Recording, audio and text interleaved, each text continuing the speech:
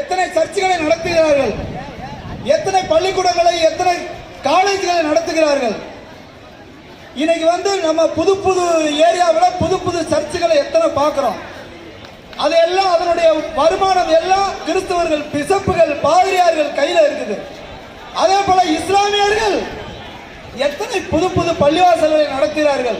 அந்த பள்ளிவாசலுடைய வருமானம் முஸ்லிம்கள் கையில இருக்கு, முல்லா கையில இருக்கு, மௌலவி கையில இருக்கு. ஆனா தமிழ்நாட்டில் இருக்கிற நம்முடைய இந்து கோயில்களை நடத்துவதற்கு மட்டும் இந்துக்களுக்கு தகுதி கிடையாதா? ஏன் இந்த மதச்சார்பற்ற அரசாங்கம் கோயிலை மட்டும் பிடுங்கி வைத்துள்ளது? என்ன காரணம்? யோசிக்க வேண்டாமா? நமக்கெல்லாம் கோபம் வர வேணாமா? ரோசம் வர வேணாமா? சிந்திச்சு பாருங்க. இன்னைக்கு ஒரு கோயிலுக்குள்ள, மீனாட்சி கோயிலுக்குள்ள போனோம்னா இந்த வரிசையில் போனா 100 ரூபாய் டிக்கெட்டு, பழனி கோயில்ல போனோம்னா 250 ரூபாய் டிக்கெட்டு, திருச்செந்தூர் கோயிலுக்குள்ள தரிசனம் கட்டினா 500 ரூபாய் டிக்கெட்டு. பள்ளிவாசலுக்குள்ள போறதுக்கு முஸ்லிம்களிடம் 10 ரூபாய் டிக்கெட் வாங்குறதுக்கு இந்த தமிழக அரசாங்கத்துக்கு துப்பு இருக்குதா? முடியுமா? முடியுமா? மொட்டை எடுக்க கட்டணும், அபிஷேகம் கட்டணும், அர்ச்சனை கட்டணும், எத்தனை கட்டணங்க, பார்க்கிங் கட்டணும், எத்தனை கட்டணும். இந்துக்களுக்கு மட்டும் ஓர வஞ்சனை. இந்துக்களுக்கு மட்டும் என்ன? இந்துக்கள் என்ன இந்த நாட்டினுடைய 2ஆம் தர குடிமக்களா? கிறிஸ்தவர்களும் முஸ்லிம்களும் ஓட்டு போட்டுதான் இந்த அரசாங்கத்தை உருவாக்கி இருக்கிறார்களா? இந்துக்கள் ஓட்டு போடல. இந்த ஸ்டாலின் தமிழகத்தோட முதல்வர் அப்படின்னு இனிமே நாங்க சொல்ல போறது இல்ல. கவர்னருடைய ஆலோசகர், கவர்னரின் தலைமை ஆலோசகர். ஏன் அப்படி சொல்றோம்னா, எங்களுடைய பேரியக்கம் நம்ம மாநில தலைவர் சொல்லிட்டாங்க, எப்ப ஸ்டாலின் ஒன்றியம் மத்திய அரசு ஒன்றிய அரசு சொல்றதை விடுறாரோ அது வரையிலும் எல்லா காவிப்படை கூட்டமும் ஸ்டாலினை என்ன சொல்லுவோம்? கவர்னரின் தலைமை ஆலோசகர், கவர்னரின் தலைமை ஆலோசகர் ஸ்டாலின் அவர்களே, அப்படி மட்டும்தான் சொல்லுவோம்.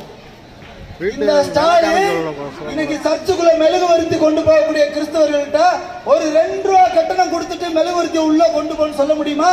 ஆனா திருப்பரங்குன்ற முருகன் கோயிலுக்கு வீட்டுல இருந்து எலுமிச்சம்பழம் விளக்கு எடுத்து போகக்கூடிய பெண்கள்கிட்ட, எங்க இந்து தாய்மார்கள்ட்ட மட்டும் டிக்கெட் வாங்க, டிக்கெட் வாங்க. எத்தனை டிக்கெட் வாங்க சொல்றீங்க? எத்தனை டிக்கெட் வாங்க சொல்றீங்க? எங்க கோயில் 1967 இருந்து திமுகவும் அதிமுகவும் மாத்தி மாத்தி 50 ஆண்டுகளுக்கு மேல ஆட்சி பண்றீங்களே. நீங்க இந்த அறநிலைத்துறையை வச்சிருக்கீங்களே, ஒரு வருடத்துக்கு 250 கோடிக்கு மேல வருமானம் கொட்டக்கூடிய இந்துக்களுடைய காசை புடுங்கி புடுங்கி வச்சிருக்கீங்களே. இந்த திமுகவும் அதிமுகவும் இந்து முன்னணி கேட்கிற கேள்வி, நீங்க இந்த 50 ஆண்டு காலத்துல நீங்க கட்டிய ஒரு கோயிலை காட்ட முடியுமா? மதுரையில கட்டிருக்கியா கோயிலு? திருச்செந்தூர்ல கட்டிருக்கியா? இல்ல எங்க கட்டிருக்க? சென்னையில கட்டிருக்கியா? எங்க கட்டிருக்காய்? ஆண்டுக்கு இத்தனை கோடி ரூபாய் வருமானம் வருது. முஸ்லிமோட வருமானத்தை வச்சு எத்தனை புது புது மசூதி கட்டுறான். இந்து ஏன் ஒரு கோயில் கட்டுறதுக்கு இன்னைக்கு தமிழ்நாடு அரசு தானே எல்லா வருமானத்தையும் எடுக்குது. அது மட்டும் கோயில் உண்டியல் வருமானம் மட்டும் இல்ல, கோவிலுக்கு சொந்தமான விவசாய நிலங்கள், வீடுகள், கடைகள். இன்னைக்கு இந்த மதுரை மீனாட்சி அம்மன் கோயிலை சுத்தி இன்னைக்கு எத்தனை கடைகள் இன்னைக்கு பெரிய பெரிய நேம்ல இருக்கு. ஆனா அந்த கடையோட ஓனர், அந்த கடையோட இடம் மீனாட்சி தாய்க்கு சொந்தமானது. யாருக்கு சொந்தமானது? இந்த மாசி வீதி எல்லா கடையும் கோவிலுக்கு சொந்தமானது. அப்ப இந்த கடைகள்ல இருந்து வரக்கூடிய வாடகை பாக்கி, குத்தகை பாக்கி லட்சக்கணக்கில் கோடிக்கணக்கில் இருக்கு.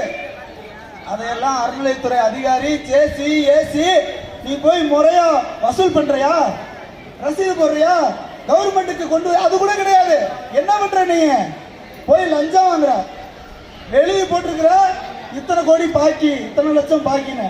ஆனா தீபாவளிக்கு போய் அந்த ஓனர்கிட்ட தலையை சுரிஞ்சிட்டு நிக்கிற. எனக்கு ஒரு 4 வேத்தை தவிர தயவு செய்து மேல வர வேணாம். கொஞ்சம் ஒத்துழைப்பு கொடுங்க.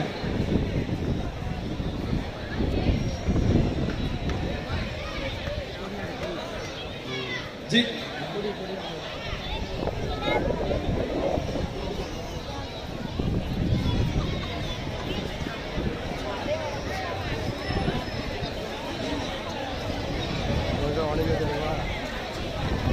மதுரையினுடைய பிஜேபி மாவட்ட செயலாளர் திரு சித்தாராம் அவர்கள் இந்துமணியினுடைய மாநில தலைவருக்கு வீரவாள் வழங்கி கௌரவிப்பார்.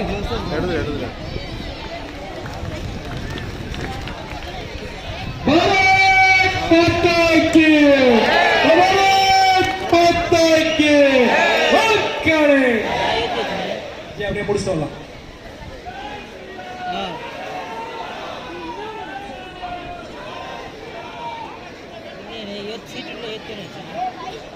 அடுத்தபடியாக கிருஷ்ணகுமார்ஜி அவர்கள் மரியாதை செய்கிறார்கள்.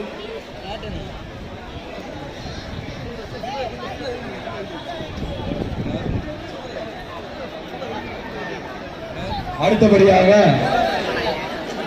இந்து முன்னணியுடைய மாநில தலைவர் அவர்களுக்கு ஜெய்ஹிந்துபுரம் காத்துவீரன் அவர்கள் மாலை அணிவித்து செங்கோல் மதுரையினுடைய செங்கோல் வழங்குகிறார். அவரை வரவேற்கிறோம்.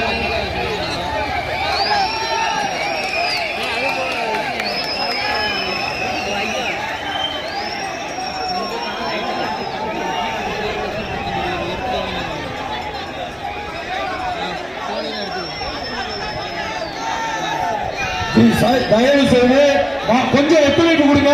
தயவு செய்து நெரிக்காதீங்க. மாநில தலைவர் அவர்களை நெரிக்காதீங்க. தயவு செய்து கொஞ்சம் ஒத்துழைப்பு கொடுங்க. தயவு செய்து ஒத்துழைப்பு கொடுங்க.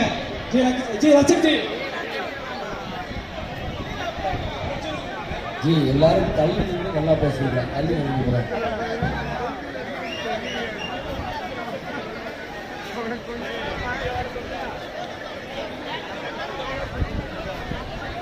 ஜி அப்படியே முடிச்சுட்டா அப்படிக்கிட்டு வந்துடலாம்.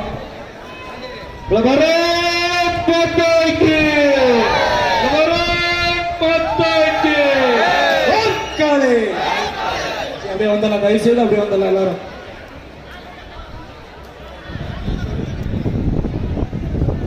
சரி தயவு செய்து அப்படி கீழே வந்துருங்க. ஜி சொன்னதுக்கு அப்புறம் அனுப்புங்க.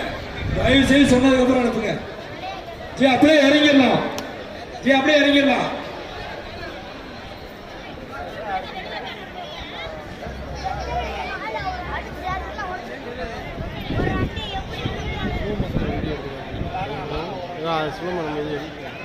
அடுத்தபடியாக மதுரை புறநகர் சார்பாக மாவட்ட தலைவர் திரு குருஜி அவர்கள் மாநில தலைவர் அவர்களுக்கு கௌரவிப்பார்.